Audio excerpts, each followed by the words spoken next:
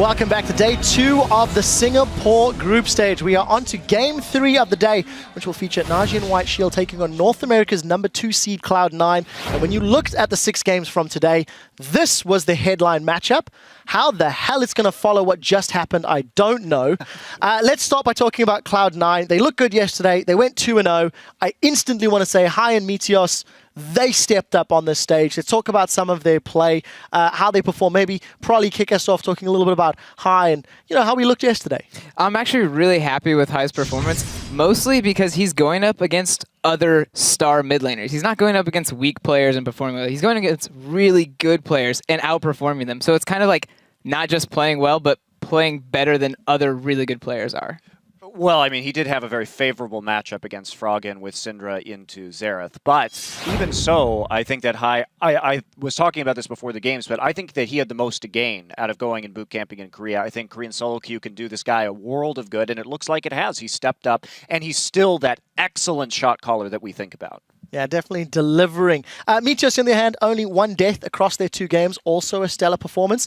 If we look at the other side of the coin, Shield, a little bit questionable yesterday. Some things there. Monty, you want to chime in? Well, Shield is a team that has actually picked themselves into a corner in picks and bans multiple times. This is a characteristic of this team. And what happens is that they have these nail-biter games that go to 50 minutes, an hour long, where they eventually just out-rotate you, and they're so patient, right? They don't always, pick up the ball in those picks and bans, but at the end of the day, they're the ones who have the consummate patience to wait for that one opportunity that's going to win them the game. What I will say, though, is about Shield, I'm not really convinced by their performance versus Alliance.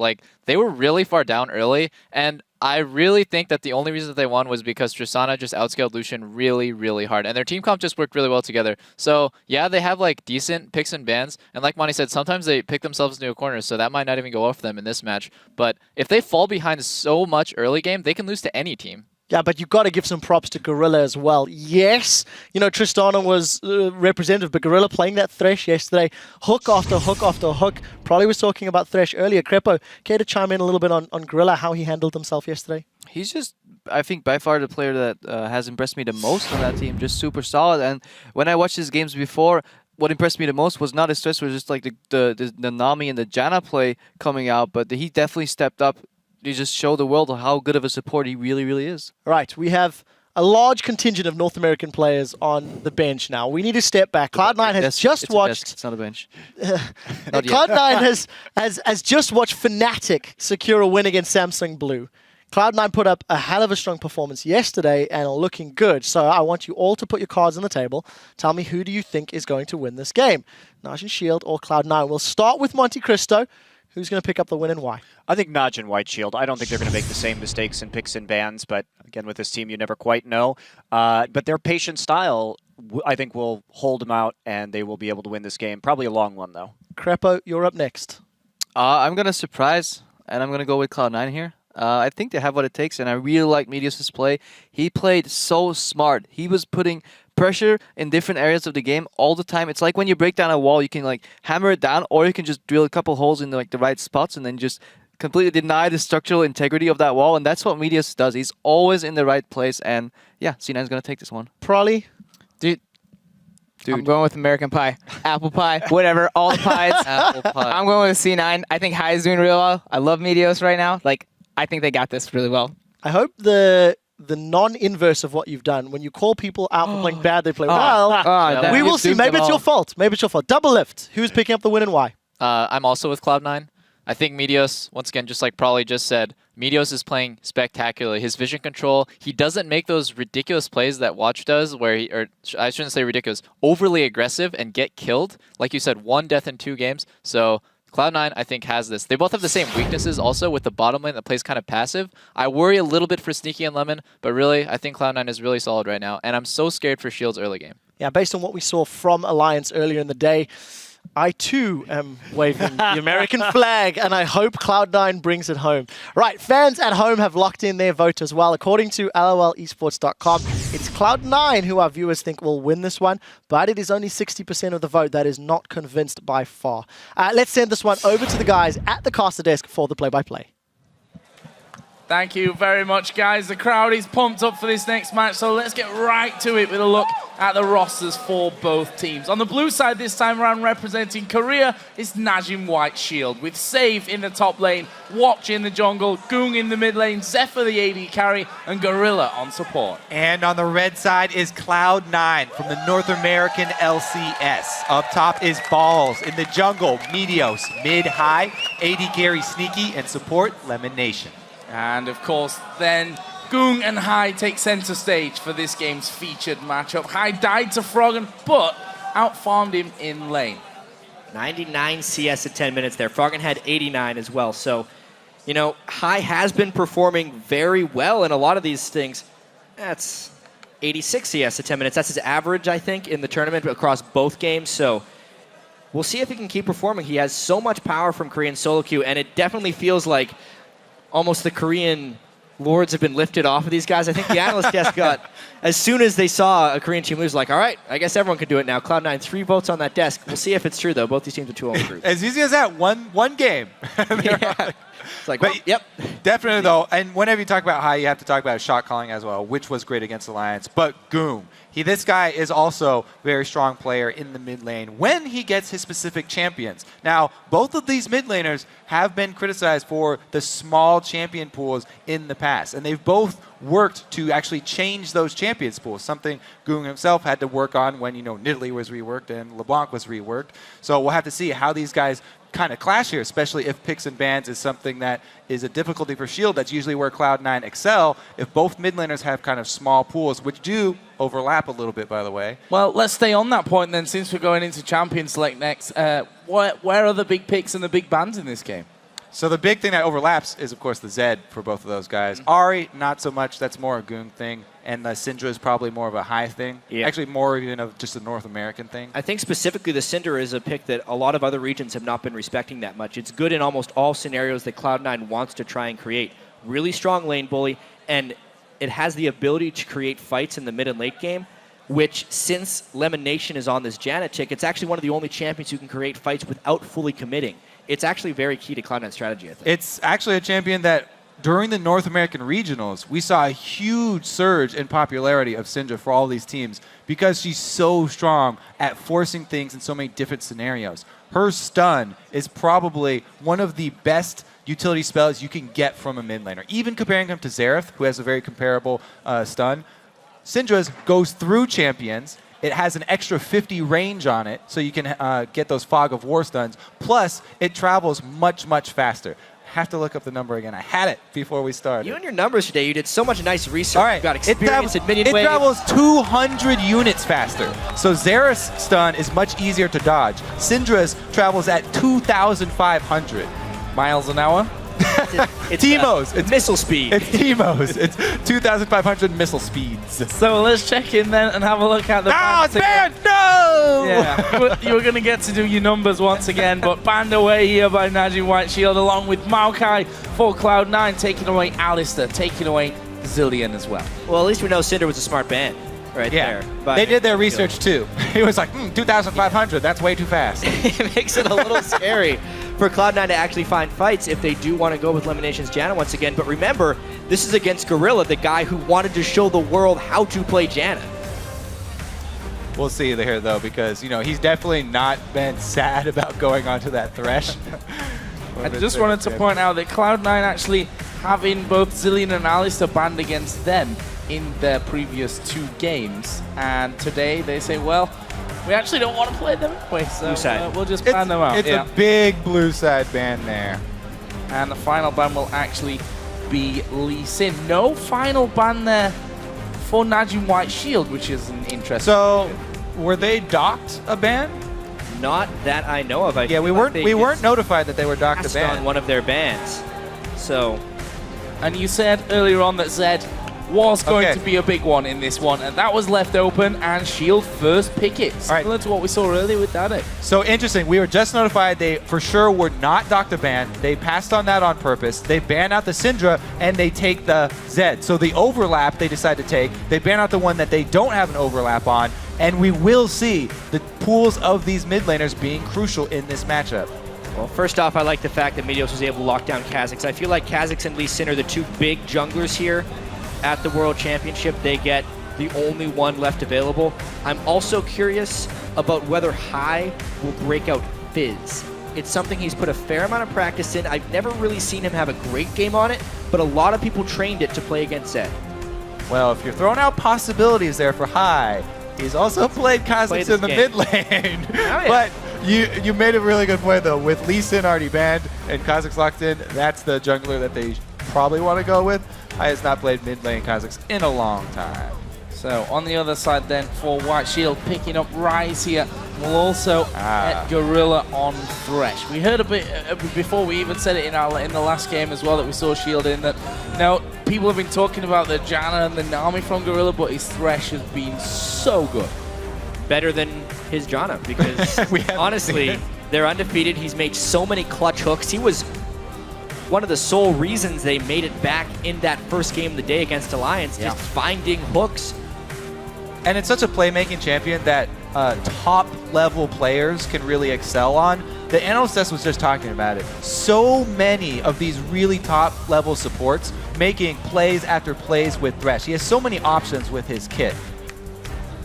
So for Cloud9 then, Lulu going to be locked in along with Nami.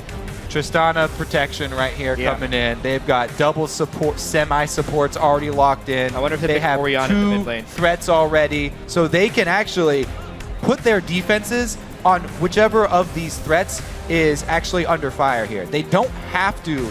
You don't always have to shove everything onto Trist in the end game here. You can also use all these shields to protect your Kazakhs.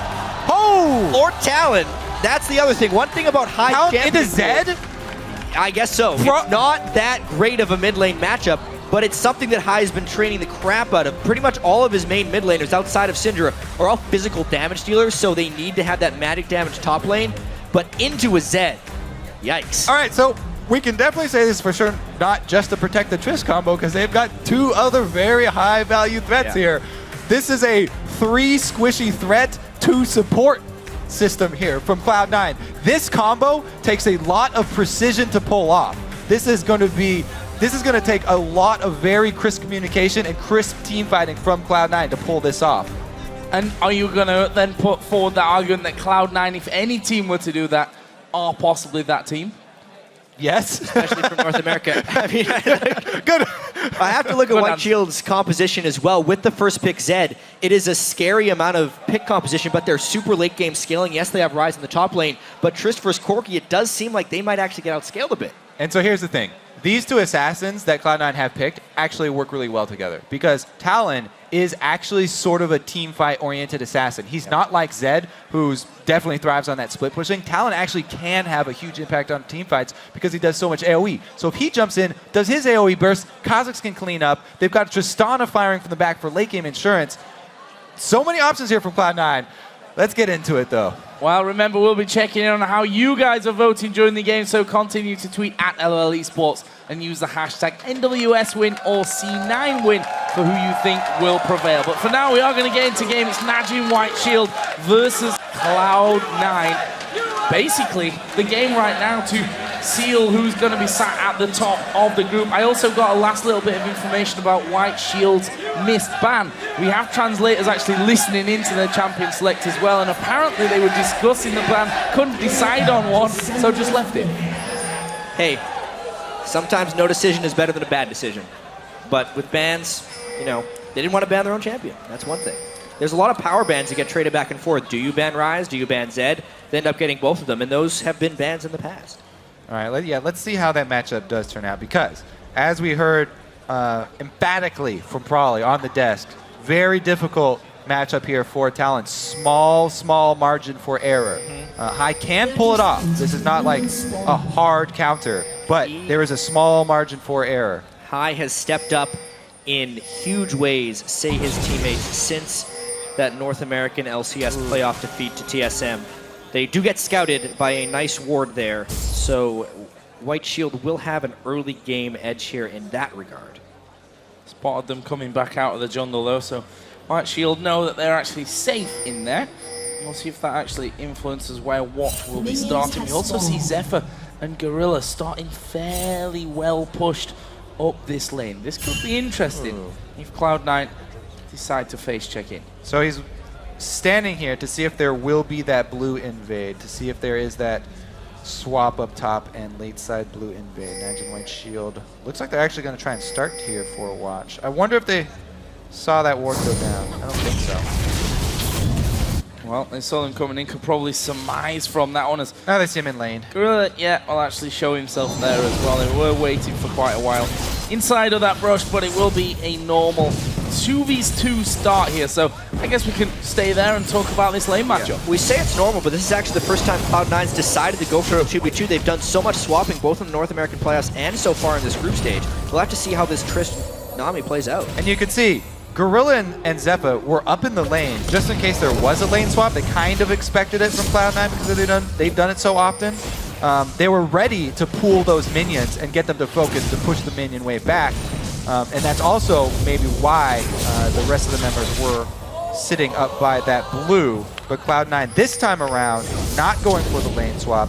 Nami does help out Trist a lot in the lane phase, but early shove here and an early hook. And that's going to be good here for White Shield. Sneaky losing half of his health bar instantly as White Shield hit level 2. There is Cloud9 getting themselves up to level 2 as well. Meteos may be called in, and Watch is actually already down on this bottom side.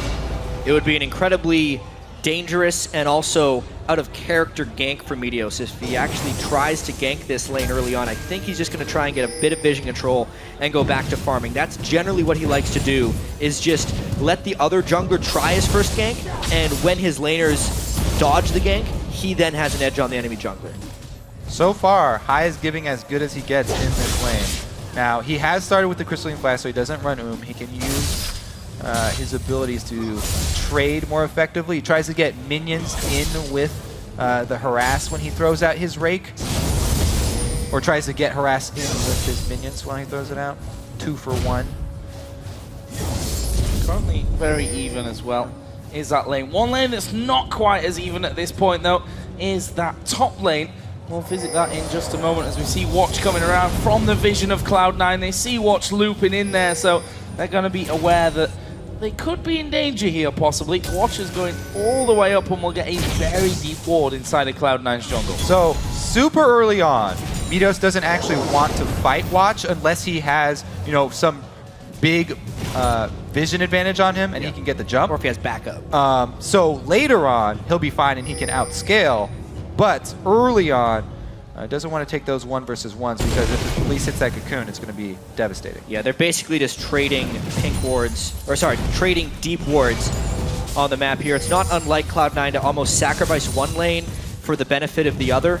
This game, very early on, they are definitely favoring Balls' side with that deep ward because they know that Sneaky and LemonNation are going to be playing passive for most of that lane. Since they know Balls will be pushed up against save the majority of the time, the deep wards are much more important on that side. Oh, here comes the hook from Gorilla, but it was pretty much a mile away from Sneaky. Aimed off to the right-hand side. Sneaky just basically standing still there, and that hook just whistling on by and allowed Sneaky to actually get a good Watch thinking about an invade.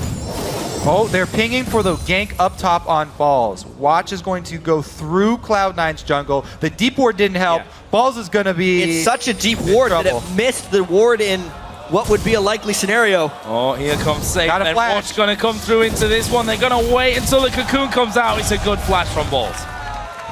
Pretty much a textbook escape. That's the best he could have done. That problem is now his lane is shoved, and so Save up here should be able to. Oh, never mind. He's got an extra ranged minion. It's fine for Balls. It's fine.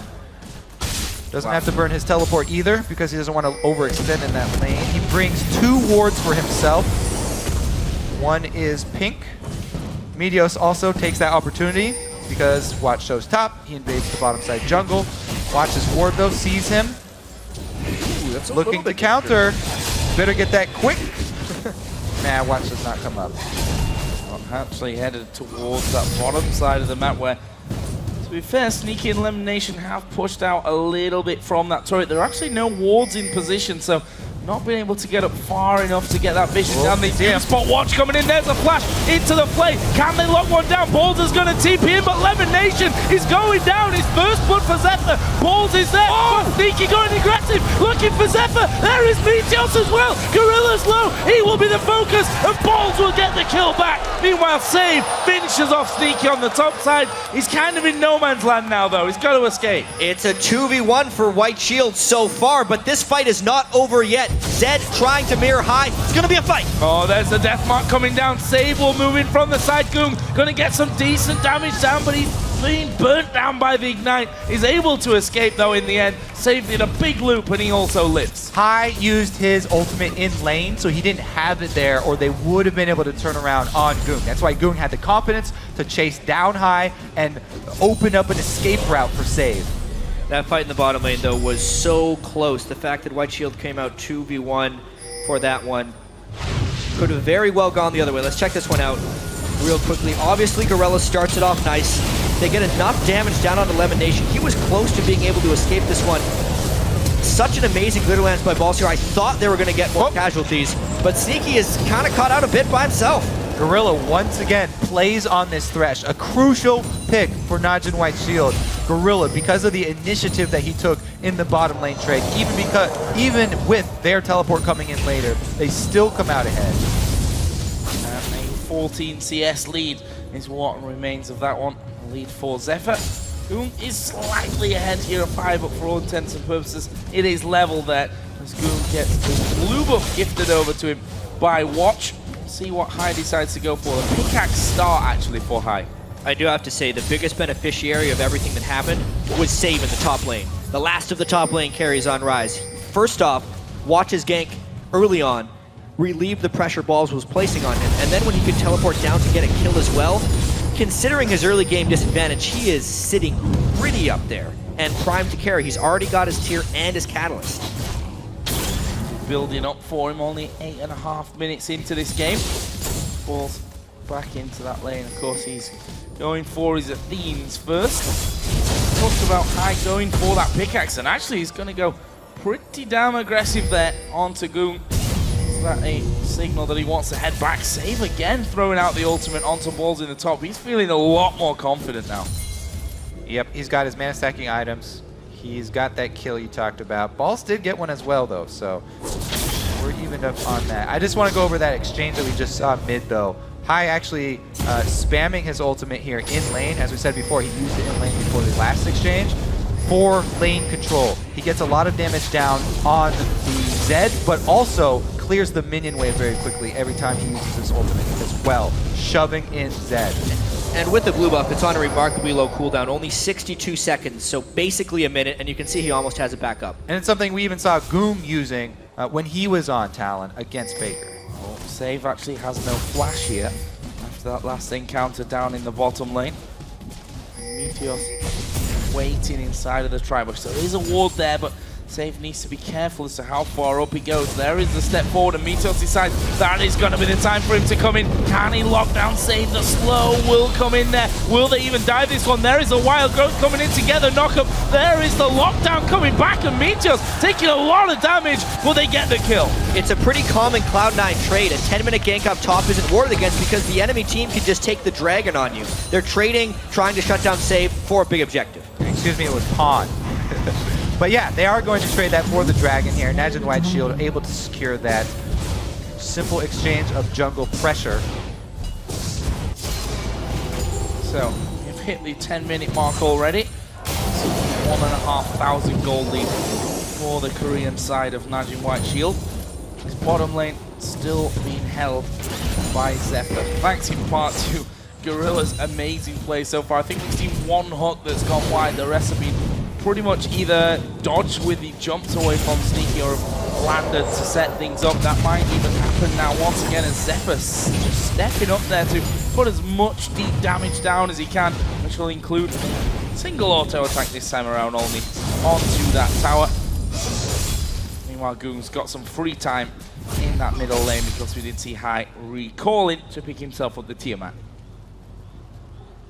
So really, it's just Cloud9 trying to stall this one out a little bit.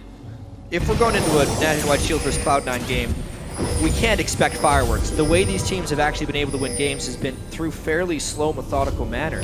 At the moment, though, the lanes are going in White Shield's favor, which is much different than their alliance matchup. It will be explosive, though. With the comp that, ooh, Cloud9 are running. Ggoong gonna go in there, but High being invisible dodges most of the damage to come out, but Ggoong says, no, I think I'm done in this one. I am running back away. The Ignite was put down by High. Meanwhile, Gorilla had also come around the side to maybe try and get involved, as had Watch, and Zefa had even moved up that river area.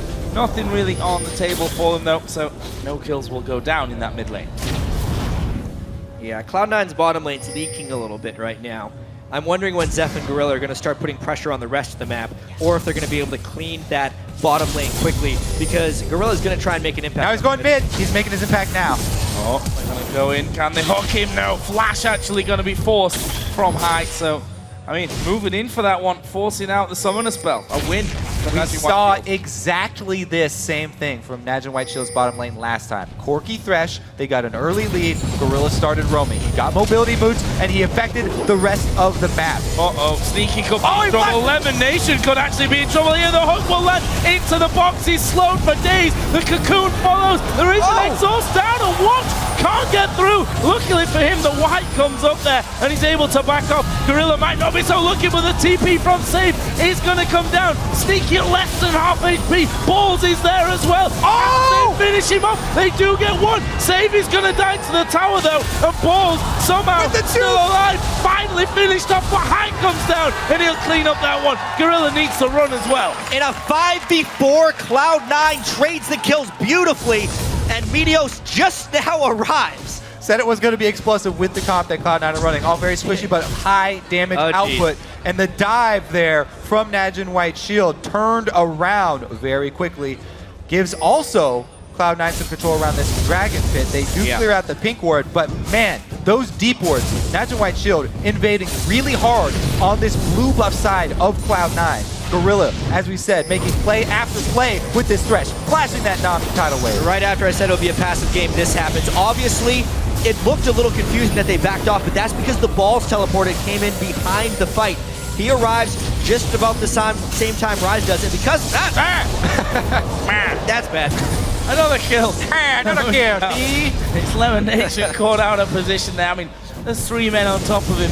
Can't really afford to go through there. Meteos also had to just leap away. Means that blue buff is going to be stolen away by Najin White Shield. And look at the allocation of wards here. Najin White Shield, they litter this blue side jungle with wards, as we said, and they continue to fight in that side of the jungle. Cloud9 have 3 pink wards on the top side of the map, but there's nothing going on up there. There are no fights. That is not the battlefield. And what's going to happen with mid-game Dragon Control at this point? It definitely seems like White Shield is going to continue to take those, and how is Cloud9 going to make up for that gold deficit? Yes, it's nice that they're trying to let Balls have success in that lane to shut down Rise, but when you have a solo lane Lulu and a Trist, you kind of have to help Trist out in the laning phase a little bit. I'm scared here for Sneaky falling too far behind. Especially when he's against a Corki, a Trinity Force builder, a caster AD carry. This is going to be a huge, huge boon for Najin White Shield in the coming teamfights. They've got this tremendous damage output with a Trinity Force Corki versus the Tristana sitting on Avarice Blade and pieces of items. It definitely seems like Cloud9 may be pulling off the top lane strategy a little bit. It's going to be hard pressed though, because there's so many deep wards already in their jungle. They cannot possibly clear these out before the next dragon spawns, and they will be at mercy to Thresh. And if, well, I was just about to praise Gorilla as he comes through, not quite landing there, as Cloud9 were just trying to clear out those wards, but Gorilla's hit clutch hooks today. And now that we are having more team fights, we see the armor focus here from Save. He's going straight into that Glacial Shroud. This is such a scary team fight for Cloud9, though. Trinity Force, as you mentioned, completed, whereas Sneaky's sitting on components, part way to a Static Shiv, very far away from his Infinity Edge. High would have to play this team fight exquisitely. Save already has his Rod of Ages. It feels like Shield is a stronger team right now. Oh! Getting caught from this one. The damage is massive. Deathmark actually going down. Gorilla will fall though to Sneaky. Well, what can they do? We see Watch and Zefa going deep. Sneaky goes low, tries to jump away from things, gets away, but Meteos will be given up. And that is going to be a 3-for-1. They lose the support, but they take top, middle, and jungle. That's going to be Dragon win definitely for White Shield. As we can see there, Zefa, huge amounts of DPS going out, claims a red buff for himself, and they've got control. They can shove the waves up. Najin White Shield paying attention to the power spikes. Trinity Force for Zefa. Save, even though he wasn't immediately in the fight, could make it over. It was time to fight. They just break this game wide open after that one. All right, so let's see here. High does go for the 100% on Gorilla. This is the support, though, so taking him out did not really affect the team fight. They did draw out his exhaust, but after High uses everything to take down Thresh support, there's so much damage left here from Najin White Shield, they take over. Najin White Shield, after that Alliance game, obviously said, guys, let's not do that one again. Let's not do it the hard way. Sat 8-5 up in kills, but it's the gold that's the real big difference in this one. And White Shield gonna go for a hook. Gorilla just a little bit wide on that one once again. White Shield definitely picked a much stronger mid-game this time around, and they're gonna try and close the deal, which is something Alliance could not do. I think he was also harassed down at the very beginning of that fight. Didn't get to add much to it. Let's see about this top lane focus, though. Meteos sitting on that pink ward. That was a short jump. Everybody's moaning, but it's the unevolved wings. Yeah, he did clip the end of that little round there. Oh, I actually got aggressive after that. Being lured into it. Actually has to flash though. Where's the least gonna come down? Right on top of him. Watch gets the execute, but here comes the TP. Paul's gonna join in the fight. Watch us low. What can Paul do? He has to use his own wild growth on himself, and he's gonna fall. Ggoong, meanwhile, in between the remaining three, will drop off, but save keeps going. There is Corky joining in. They get the tower, but Najin are low. Why is Cloud9 continually fighting? They are not at their power points yet, but High decided to go in, immediately flashed away, and everything else just collapsed upon them. Cloud9 loses another fight because they are behind. Yeah, they keep fighting. It's kind of snowballing against them. They got that feeling that they're behind and they didn't want to give much more. You could tell, though, High, he doesn't want to let any aggressive move go. And even though it missed, or there was no follow-up on this hook, decides to jump back in. I mean, that ward, by the way, didn't see Watch coming down. They know how strong Zefa is at this point. He jumps straight into his face. And Sneaky, if he was a Trinity Force Corky right now, of course that fight would have turned, but it just takes more time for Trish to get in there. Rise can counter the Lulu teleport very easily. Balls basically teleports in to die. And Najin White Shield takes an even greater edge. See if Cloud9 hit Turtle. They go aggressive down bottom on Ggoong to get his flash, but that's all. Focus up top here. Now Shield are going to answer, swing everybody up top, take that turret, and claim this red buff side for themselves. Try and choke Cloud9 now out of this game. Wards down. In fact, if you look at the map, that is a lot of wards down for Najin White Shield right now. All five. The bottom side and the top side. You can see the path they've taken through. That tower's going down too. And it's not just Gorilla. Yes, Gorilla's doing a magnificent job of controlling the map, but it's also Watch with the Sight Stone. Here's the 1v1. Oh, he's going to come out on top of it. It's going to be the death mark, but Ignite is down, and it's great.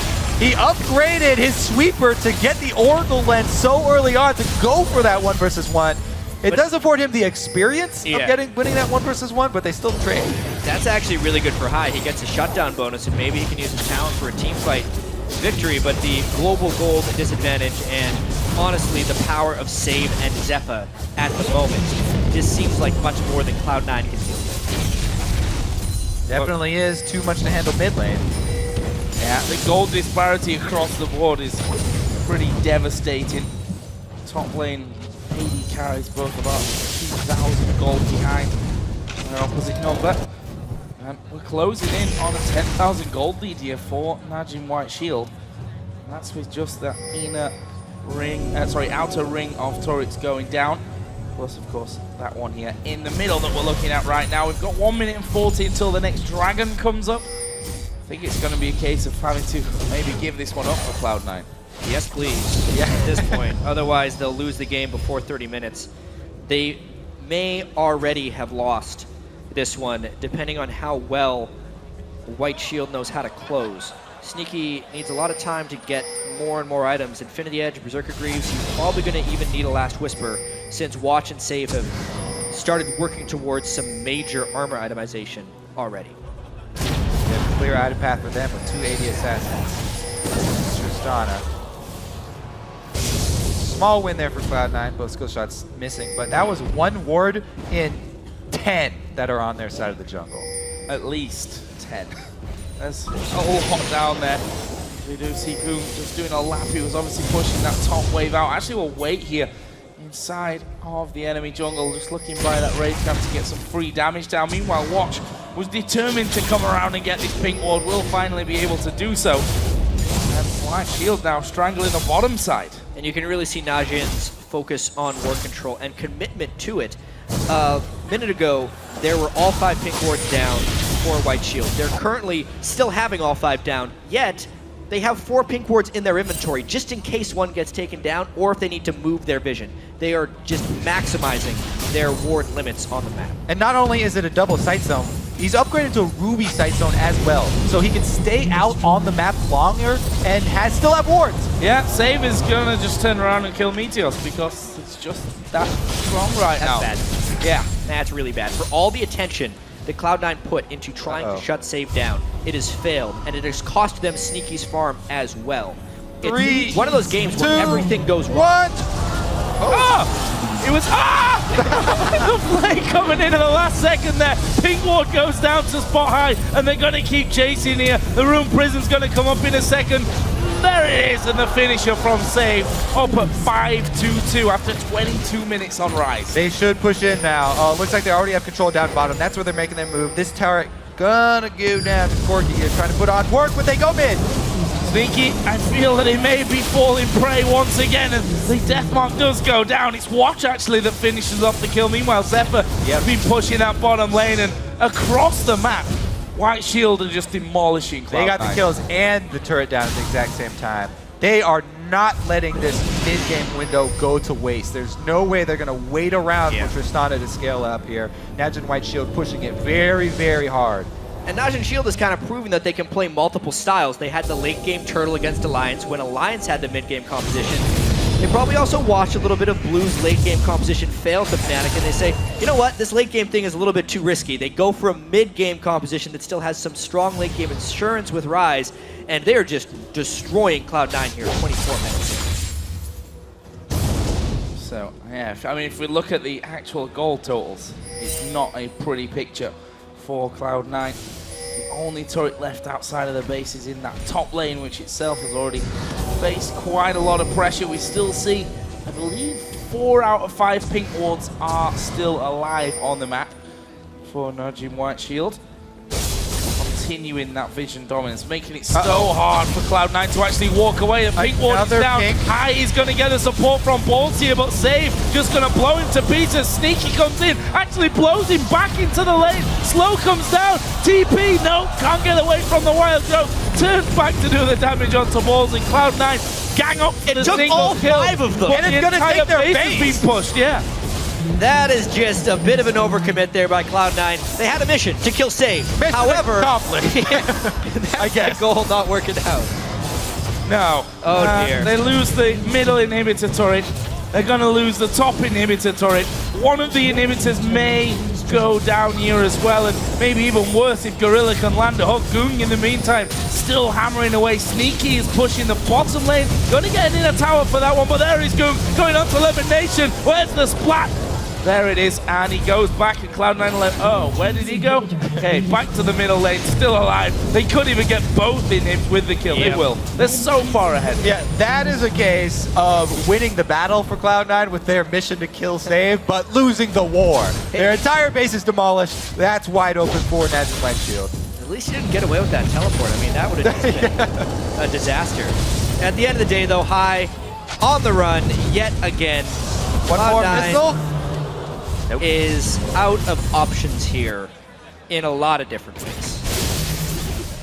It's crazy too, because imagine how this group is going out, and it's what you touched on earlier, Kobe, in not being able to judge these incredibly competitive groups off of single games. Cloud9 looked really good against Alliance. Alliance had a really good mid-game against White Shield, and then Cloud9 had a horrendous mid-game here against White Shield, who's going to be 3-0 in this group. Baron is going down here, no doubt about that one. No one around from Cloud9 for even a sneaky attempt to get that one away. In fact, Ggoong almost stopped from recalling. Even that went wide. Certainly not looking like Cloud9's game. There's more items just going to be collected in. And, well, there's a stark difference between these two lineups. Meteos will be getting himself a blue buff for what good that will do. They, of course, have 2 inhibitors down. When those super minions streaming in, only the bottom lane still has a turret and the inhib left remaining. But if White Shield wish to take that one, I think that they will just go in there and take it. Yeah, inhibitor number 3 should not be far away. There is so much armor on the side of White Shield. Balls is not a big enough threat on Lulu. Rise or Elise can probably just walk into the turret. However, that's actually a really clever catch there by Cloud9, being way farther out than National White Shield expected to be. Saves it here to save the day, though. Oh, there is a tidal wave, but the death mark will come through. Wild Growth comes in. Oh, Ggoong tries to get out, didn't get the kill, and will force a sneaky. They hold. About the only possible way they could hold as well. They get a catch, and then they catch Ggoong in some over-aggression. If all White Shield did was slowly move as a 5-man unit and wait for the super minions to draw the attention of 2 people on Cloud9, the 3rd inhibitor would have been comically easy to attain. But they didn't, and now Cloud9 gets to devote all their attention to wave clearing the super minions, and White Shield can't push with 3. Yep. Wait around for round 2 here inside the base. They still can't really venture out onto the map. Pretty much the entire map now, Imagine Shield territory. That's a scary sight, that vision toggle right there. Yeah. Cloud9 literally sees nothing of the map. Oh, sorry, I lied. There is one ward down by the bottom of River. For what good that will do at this point. Didn't even get swept yet, so they got that going for them. Which is nice. That is nice. Cloud9, they really needed the Turtles one out. They need a few more minutes for their inhibitors to come back up. I don't think we're going to see National White Shield get caught out yet again. If somehow they could force the fight the instant National White Shield groups, that would make it so the super minions don't necessarily have time to finish their Nexus turrets. But looking at that wave in the top lane, Kai actually has to go there right now, which is bad timing considering White Shield is knocking on the bottom lane door. Oh, Hook coming through. Doesn't get the fish though. LemonNation survives for now. Just waiting for that next minion wave. That top lane wave would kill their rolling through. Yeah, they're going to just go straight in on towards that inhib turret. The Hook again, aim this time full sneaky, doesn't connect. Turret goes down. LemonNation being caught out on one side. He is surely going to fall here. It will be Ggoong to pick that one up. Inhibitor number 3 is going to go down. The super minions are already through there and taking the tower aggro. Hook comes down onto Balls as well. He will use the Wild Growth. That won't be enough though to keep him alive. And White Shield just ripping through both Cloud9 and their base here as they go. Both Nexus turrets are going to go down. It looks like Save wants a bit more of the action here. Will be able to get in there. It's actually Ggoong that steals the 1 kill. He takes down Sneaky, and Najin White Shield finish off the game here in classy style. A very one-sided encounter. Brilliant performance from Shield. And they take command of their group now. 3-0. They have beaten every team in the group in their first matchup. This one, very convincing. They struggled a little bit against Alliance, but as far as their ultimate goal, which is advancing through this group, they're looking pretty good. It's funny as well, I think most people, if they were to look at the 3 Korean teams, would look at blue and white to go through their groups without problems, and maybe White Shield the ones that were beatable on paper. So far, Imagine White Shield looking very, very strong. Not untouchable though. Alliance pushing them a very long way in that previous encounter, but we've got the points on the board, and that's what counts after your first 3 games. And Cloud9 trying something we have not seen from them before. This 3 very squishy threat team with the double supports not working out for them in group stages here. And that's the beauty of the fact that everyone plays everyone twice, right? So you can come in the first game and say, we've got this curveball strategy that might work out for us, that we might be able to catch them off guard with. Yes, okay, if you lose, you're losing the game in the group stage, but you can always revert it and change it for the next time that you meet. And I definitely feel like when Cloud9 watches that game again, they're going to be very disappointed in themselves because they had pretty decent chances in the early game, and once Corki picked up that Trinity Force, they didn't necessarily need to fight. But as soon as they started, it was almost a 10,000 gold lead that just appeared. So that was what cost them the game. And I think that there's been all this talk about, the solo laners of this team, Shield. However, you really got to pay attention to this Thresh pick. Gorilla is all over the place. When they pick an early game bottom lane like that, it opens him up the roam, and he gets these early mobility boots, creating plays all over the map. Now we have to get the shot of watching their melting fans' hearts for a long time now. And, a fantastic win overall for Najin White Shield. Not all bad news for Cloud9. They've still got 2 wins on the board from their first 3 games. And for a breakdown of that match, let's check in with our team at the analyst desk. Thank you very much, Joe. I love Watch 2. Before we get to picks and bans and breaking down this game, I want to kick off on something that Kobe was talking about, the Thresh pick. Gorilla's played Thresh 3 times out of all 3 games. The entire team has secured 45 kills, right? 45 kills. He's been involved in 36 of them. This is a plea to Cloud9 and Alliance. Take Thresh away or get rid of it. Typically, just because of Gorilla's reputation on Thresh in Korea, you do see a lot of Thresh bans targeted at Najin White Shield, and he's a playmaker. It's not only just the pick, though, it's the way they play. They're a very conservative team. They wait for their support to get there, and then they make the play. Probably talk to me about picks and bans and champ select. Talon into Zed again. I'm still not convinced. I think, it first started out with the bans. They were blue side, Najin White Shield was blue side, and I think that's the best blue side bans. Not the third miss ban thing, but the fact that they ban out Syndra and first pick Zed. Some kind of variation like that against Cloud9 I think is the best, especially because it's forcing high onto Talon, which isn't notably way better than Zed in any way. To be fair, he was doing well. He was holding his own, and even later in the game, they traded 1-for-1 on the bottom. So I'm pretty sure if that lane played out the way it did, and the rest of the map just played a little better, that could have been different. I would have liked to see C9 lane swap, because what's putting a timer on Cloud9 here is that Ryze. That Ryze is going to get incredibly big, let alone Save is just a monster on him already. I just wonder, why did Cloud9 not lane swap? They have the weaker bot lane. They have the top lane that gets less. My English is very hard sometimes. Gets less punished if you swap. Lulu has utility. It's a utility mage. All you need is the ulti and the slow in fights. Ryze is a beast who needs farm. Why didn't you swap? Well, I don't know. I have to disagree because honestly, Cloud9's bottom lane matchup, which is Nami Trist, one of the strongest lanes. I've been saying this for so long. Nami Trist has insane everything. The laning is amazing. The trading is amazing. The scaling is amazing. I don't understand how they fell so far behind against Quirky Thresh, which, like I said before, is just a kind of so-so lane. Yeah, they might fall behind levels 1 and 2, but they shouldn't have been so down, and there's so much spillover from Gorilla. This guy was roaming everywhere. I've actually watched that lane. I watched the first 4 minutes of it, and basically what ended up happening was level 1. They missed the race to level 2.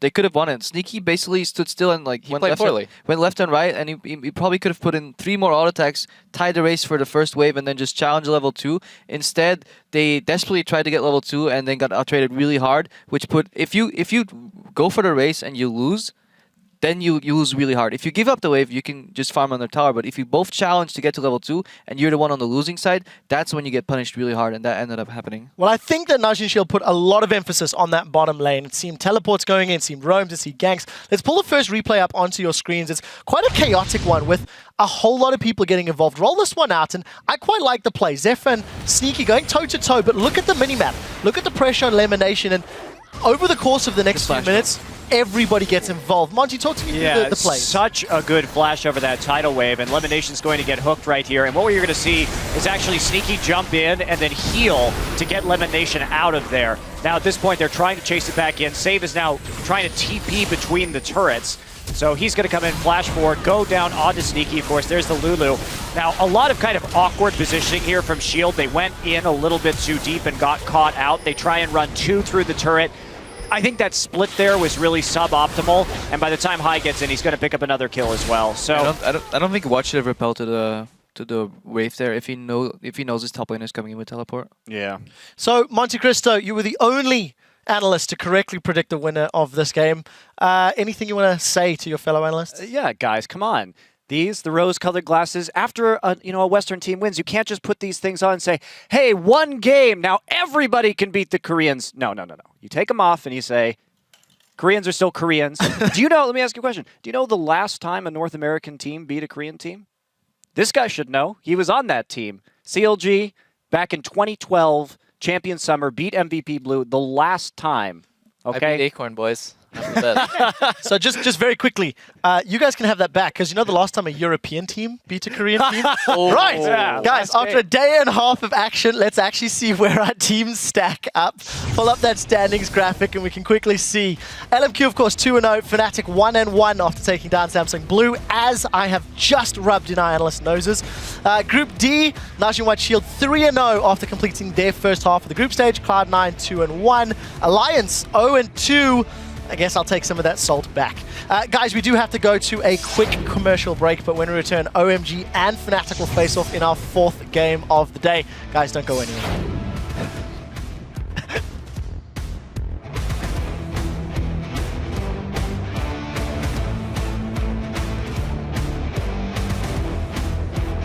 That. Don't be too afraid. It doesn't matter if we win or lose in the grand scheme of things. Let's just have some fun and play well.